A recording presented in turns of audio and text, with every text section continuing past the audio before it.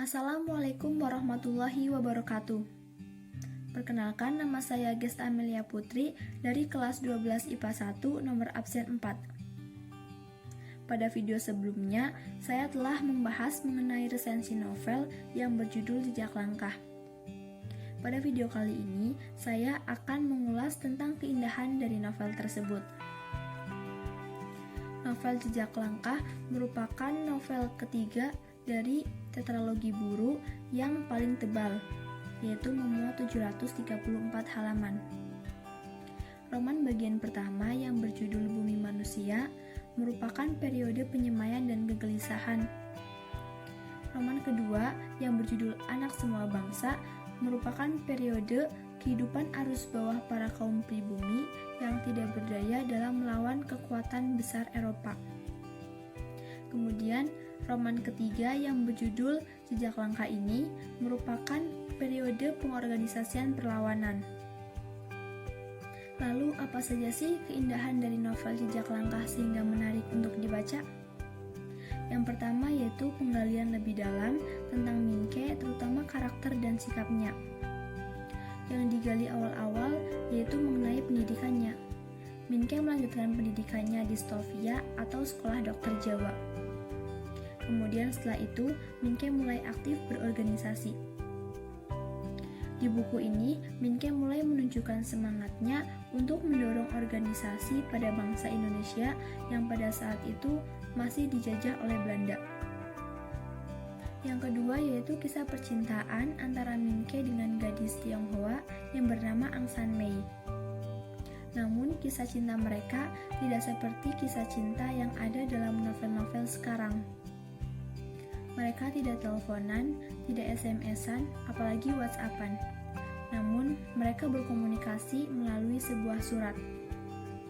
Di sini, Minke mencintai Aung San Mei tanpa melihat kekurangannya.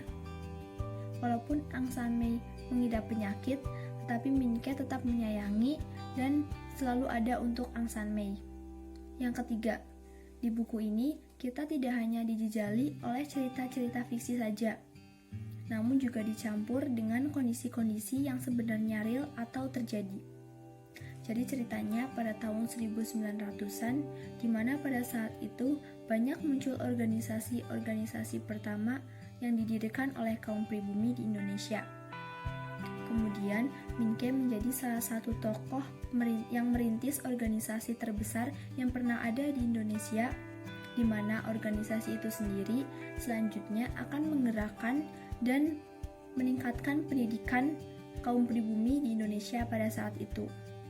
Yang keempat yaitu dialog yang digunakan dalam novel Jejak Langkah menggunakan bahasa Melayu.